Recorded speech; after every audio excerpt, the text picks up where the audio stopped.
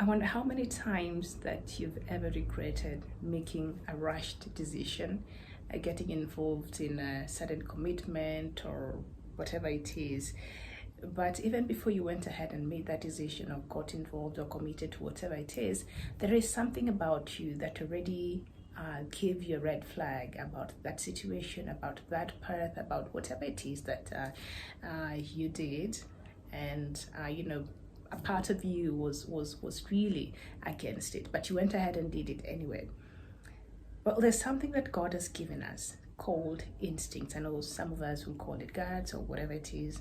When you've had people say, I felt something in my gut. There's something in my gut that was telling me this situation was not the right thing, or being around such this company was not the right thing, or whatever it is. There's something in you that just did not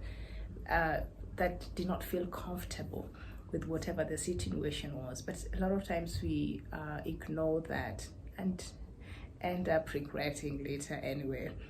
Well, there's something called instincts. Our instincts is God-given, and I think it serves two purposes: to protect us and to guide us.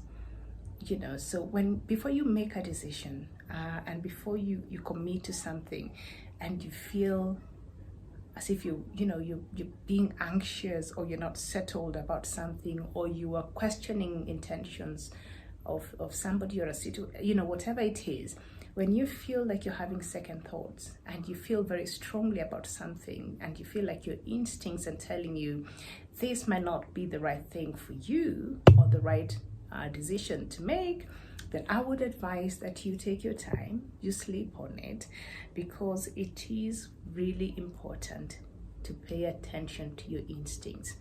Your instincts will never betray you. Your instincts will never lead you towards a path that will harm you. Okay? It is God-given. It is God-given. And if you're a spiritual person, you'll understand it from a different perspective. And so it is important, even as you go on about life, learn to listen to your instincts. Looking back, I think there's situations where I knew from the start that was just not good. That was just a bad decision, period. But when you're still growing up, and you still want to experiment life, and you still want to, whatever it is, you're like, what's the worst that can happen? Then you go ahead and lucky for you if the damage is not too much and it's something that you can recover from. But there are situations where if you don't listen to your instincts, the damage might be something that is irreversible. And so that's why it is absolutely important to pay attention to what your internal GPS is saying to you. Sometimes it comes in the form of fear, especially when it has to do with protection. When your life could be literally in danger, you have this fear that you cannot explain. That is your instincts going off and just waving all the red flags it can to you, to let you know, hey, you need to stop. You need to take a different path. You need to make a different decision. You need to do something differently, because if you continue with whatever it is that you're doing, then you will be in serious trouble.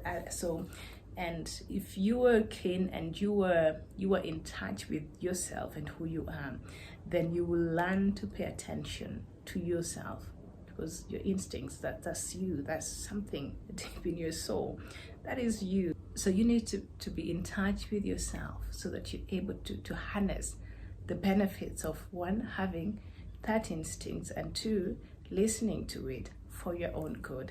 And next time you ignore your instincts, you do that at your own peril.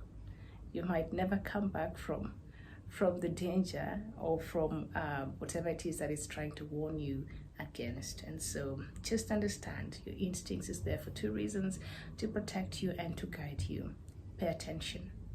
Pay attention, and save yourself unnecessary troubles that you would have avoided if you paid attention to yourself.